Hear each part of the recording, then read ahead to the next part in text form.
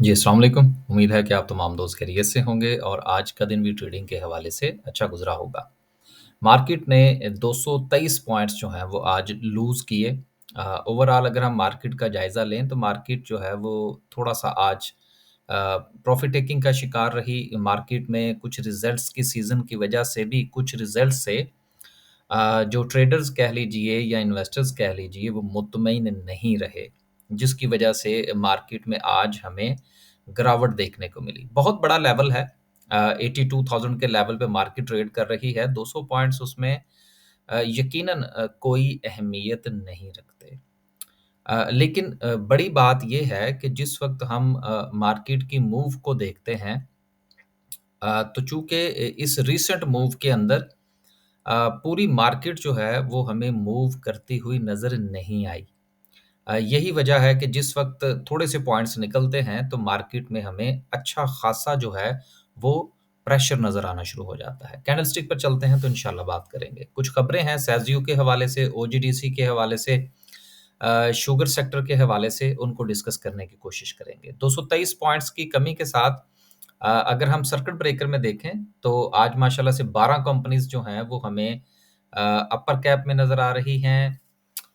जिसमें banking sector के 1-2 shares हैं, पीआईए जो है वो वापस फिर इसकी बिड्स जो हैं, उनके हवाले से क्लैरिटी आना शुरू हुई है, तो उसमें थोड़ा-सा हमें मूव देखने को मिल रहा है। लेकिन एक बड़ी बात ये है कि अगर आप थोड़ा-सा इस तरफ जायज़ा लें कि जो वॉल्यूम की सिचुएशन है वो क्या है? देखिए वॉल्यूम जो है ना वो बहुत अहमियत रखते हैं।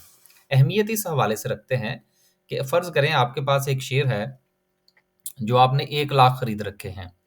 और उस शेयर में अगर डेली वॉल्यूम ही जो है वो 15,000 का या 10,000 का लगता है, तो आप अगर प्रॉफ़िट में भी हैं, तो उस प्रॉफ़िट को एग्ज़ीक्यूट करना मुश्किल हो जाता है।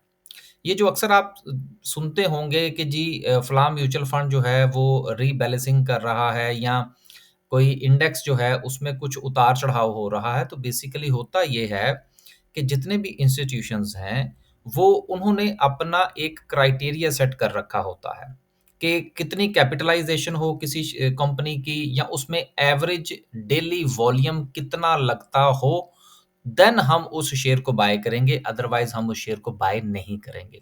उसकी वजह ही ये होती है कि वो इन चीज़ों को मद्देनज़र रखते हैं कि अगर उनको सेलिंग का कोई डिसीज़न करना पड़े या बाइंग का कोई डिसीज़न करना पड़े, तो कम अज़ कम उसका वॉल्यूम जो है या शेयर्स जो हैं वो अवेलेबल हों बाइंग के हवाले से भी और सेलिंग के हवाले से भी।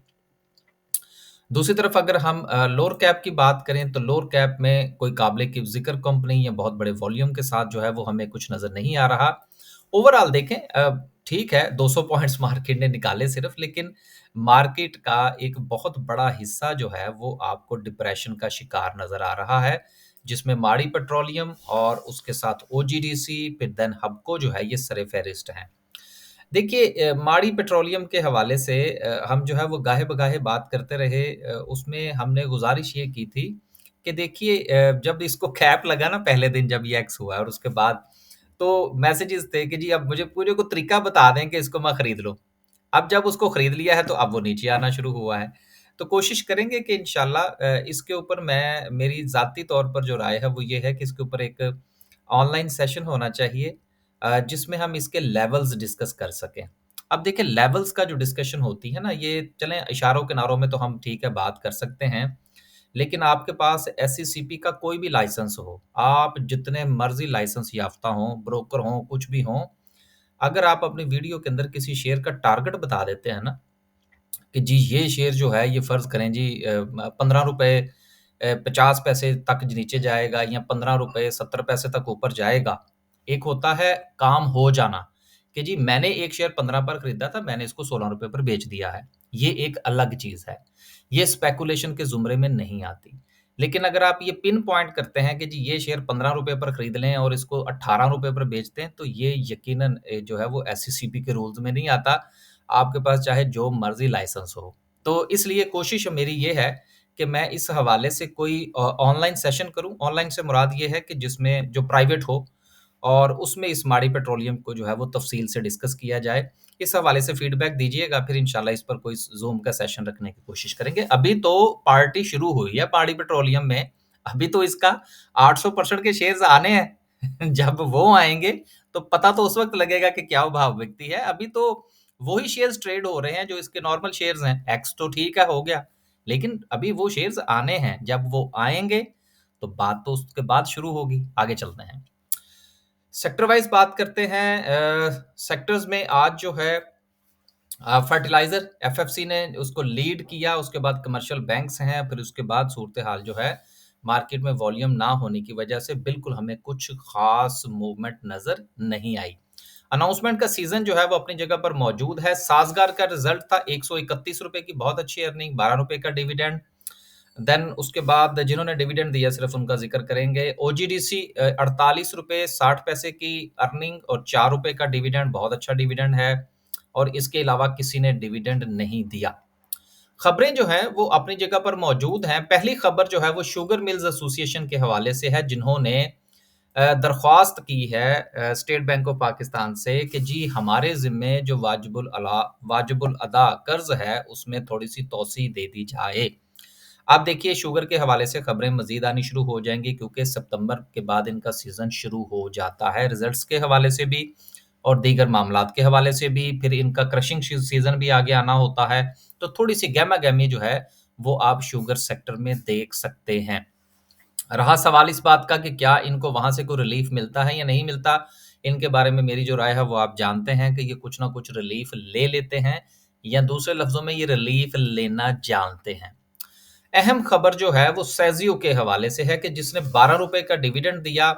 देखिए इसमें जो अहम चीज़ जो मैंने डिस्कस करनी है वो सिर्फ़ ये वाली खबर है। जो पीछे है उसने डिविडेंड दिया और उसकी जो है वो जी उस वो लोगों ने पसंद नहीं किया।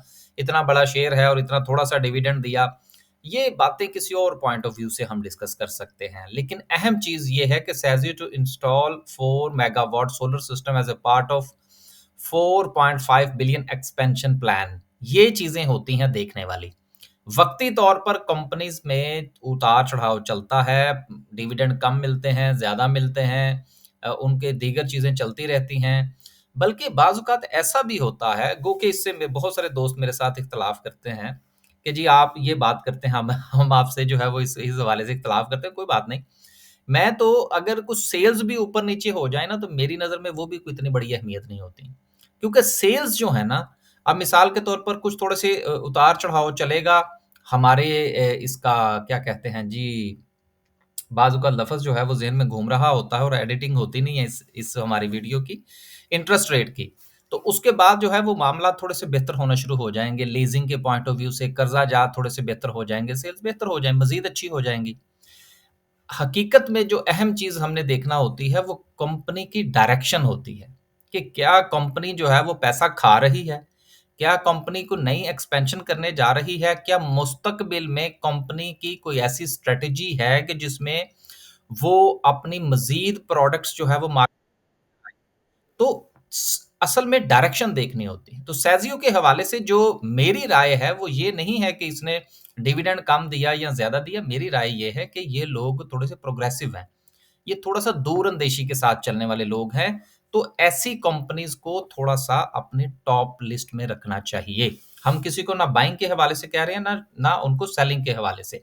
सिर्फ़ उनकी जो डायरेक्शन है, उनको हम पॉइंट आउट कर रहे हैं कि ये सिलसिला कितना बेहतर हो सकता है। अगली खबर जो है वो ओजीडीसी के हवाले से है, जो वक़्ती तौर पर बड़ी अच्छी खबर है कि टाइड गैस के हवाले से। और ये टाइड गैस जो है ये बहुत गहराई में होती है, लेकिन जहाँ पर इसके ज़खायर मिलते हैं व फिर वो बहुत बड़े-बड़े ज़खायर होते हैं। अब हुकूमत जो है वो ओजीडीसी का चाइनीज़ के साथ जो है वो कुछ कोलैबोरेशन करवाना चाहते हैं कि ये मामलात आगे बढ़ें। लेकिन मसला ये रिश्ता शहबाज शरीफ साहब के जो हमारा दौरा था बजट से पहले, उस वक़्त भी हमने क्लैरिटी के साथ कहा था कि चाइनीज़ नाराज़ हैं और वो अभी तक नाराज़ हैं। और आज के दिन तक मसला ये चल रहा है कि हम चाइनीज़ के साथ एमओयू से आगे नहीं बढ़ पा रहे। और एमओयू और जो मेमोरेंडम ऑफ अंडरस्टैंडिंग है ना, इसमें तो कुछ भी नहीं है कि अच्छा उन्होंने कहा जी अच्छा जी आप ये हमारे साथ काम करेंगे, हमने कहा जी इंशाल्लाह ज़रूर करेंगे, बस दैट्स इट। उसमें कोई जो है वो एग्रीमेंट वाली बात नहीं है और अभी तक कोई एग्रीमेंट नहीं हो पा रहा। अगर यही खबर एग्रीमेंट के साथ होती, तो आज ओजीडीसी जो है वो आपको अपर लॉक पे मिलता। तो खबरों की इतनी अहमियत होती है। लेकिन हमें पॉज़िटिव ये रहना चाहिए कि ओजीडीसी के भी जो जिस तरह से कि अभी मैं सेज़ियो के हवाले से बात कर रहा था, इस तरह से इनके जो गो के गवर्नमेंट के हवाले से हैं, लेकिन इसके बावजूद भी इनकी डायरेक्शन दुरुस्त है। इनके बहुत सारे प्रोजेक्ट्स हैं, रिकोडिक है, इसके अलावा ये इनका गैस की एक्सप्लोरेशन के हवाले से हैं। तो बहुत अच्छी जो है वो डायरेक्शन है इनकी, इनको भी देखा जाना चाहिए। आखिरी खबर जो है, जो कि सबसे बड़ी खबर है, वो ये है कि इस मर्तबा फिर इस हफ्ते जो है, जो हमारा हफ्ता लास्ट गुज़रा है, उसमें गोरे ने मज़ीद माल बेचा है। अब यहाँ पर 2 चीज़ें अहम हैं। पहली चीज़ तो ये है कि गोरे ने 23.2 मिलियंस का माल जो है वो बेचा, डंप कर दिया। अब ठीक है जी कि इसमें फुटसी जो है उसकी रीबैलेंसिंग हो रही थी और जन दीगर मामलात जो थे वो हमें देखने को मिले। लेकिन बात ये है कि जिन सेक्टर्स में जो है वो सेलिंग देखी गई, जिसमें यहाँ पर जो ज़िक्र किया गया है उसमें फर्टिलाइज़र सेक्टर का ज़िक्र है, लेकिन फर्टिलाइज़र तो चला। इसका मतलब ये हुआ कि जो शेयर्स गोरा बेचने के लिए आ रहा था, उसका खरीदार मार्केट में पहले से मौजूद था। लिहाजा उसका कुछ ख़ास असर जो है वो हमारी मार्केट पर नहीं आया। लेकिन नुकसान ये हुआ कि इसके साथ जो हमारे दीगर सेक्टर्स हैं, वो नहीं चल पाए। क्यों? इसलिए कि देखिए 2 चीज़ें होती हैं ना, कि एक चीज़ सेलिंग के लिए आ रही है और उसका बायर जो है वो मौजूद है। अब बायर तो जो है वो स्पेसिफ़िक है, लेकिन जब सेलिंग जो है वो ज़्यादा हो रही होती है, तो ऐसे सिलसिले में जो बायर है वो थोड़ा-सा स्पेसिफ़िक हो जाता है। जब वो स्पेसिफिक होता है तो ठीक है, फर्टिलाइज़र में से वो निकले, उन्होंने ये बेचा, मैं यहाँ से पढ़ ही दूँ, शायद इसमें जो है वो आपको थोड़ा-सा मज़ीद क्लैरिटी जो है वो आ जाएगी। 3 years according to the national clearing, अगर यहाँ पर मुझे मिल जाए, तो थोड़ा-सा अंदाज़ा हो जाएगा। The most sales activity in this हाँ, अब ये देखिए, a week was in fertiliser stocks as a foreigner offload no 9.83 millions worth. उसके बाद ऑयल एंड गैस में इन्होंने माल बेचा है, एंड देन उसके बाद and the commercial banks at 2.78 million. अब आप ये देखिए कि कमर्शियल बैंक्स भी चले, देन उसके बाद फर्टिलाइजर भी चला, ऑयल एंड गैस भी चला। तो बहुत सारा माल जो है वो लोग खरीदने के लिए तैयार बैठे थे। तो चूंकि पैसा जो है वो वहां ही कंज्यूम हो गया इन 3 सेक्टर में, तो यही वजह है कि दीगर सेक्टर्स जो है वो हमें चलते हुए नजर नहीं आए।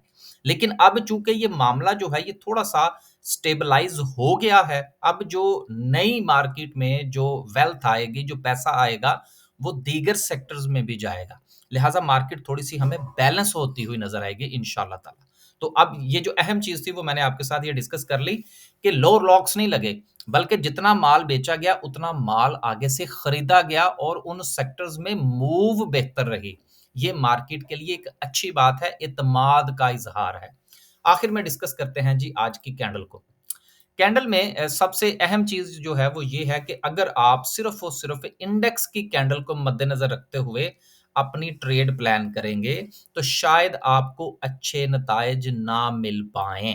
क्योंकि कैंडल का जो स्ट्रक्चर है इस वक़्त, वो तो ये बता रहा है कि मार्केट जो है, वो आने वाले दिनों में 84, 85, 89 यहाँ तक जो है वो जा सकती है। लेकिन मसला इस चीज़ का है कि अगर हमारे शेयर ना गए तो हमें क्या फ़ायदा? इसलिए बेहतर ये है कि बजाय इसके कि आप इन कैंडल्स के ऊपर ज़्यादा से ज़्यादा ध्यान दें, आप इंडिविजुअल कंपनीज़ की तरफ ध्यान दें। जो रीबैलेंसिंग फुट्सी रसल की हो चुकी है, उसके बाद अब नया माल मार्केट में आएगा, नई वेल्थ आएगी, नई डायरेक्शन बनेगी, दीगर सेक्टर्स भी परफ़ॉर्म करेंगे। और आखिरी बात ये है कि आज मार्केट में कुछ वेट एंड सी था। उसकी 2 वजूहात थी, कुछ तो सुप्रीम कोर्ट के हवाले से डिसीजंस थे, आने थे वो आ चुके हैं, और इसके साथ-साथ जो वज़ीर-ए-आज़म साहब का जो दौरा है, उसके हवाले से भी नज़रें हैं। तो 25 तारीख का जो है वो इंतज़ार हो रहा है। तो वेट एंड सी पे है मार्केट। मार्केट अपना थोड़ी-सी स्पेस बना रही है। पैनिक होने की ज़रूरत नहीं है कि जी देखें जी मार्केट जो है वो इतना चल गई और मेरे शेयर नहीं चले। आपके शेयर्स की भी बारी आएगी, जो कि अभी मैंने पहले ज़िक्र किया कि जो सेक्टर से सेलिंग आई वो एब्ज़ॉर्ब हो गई। अब इंशाल्लाह मार्केट जो है वो बैलेंस चलेगी। इजाज़त दीजिए, अल्लाह हाफ़िज़।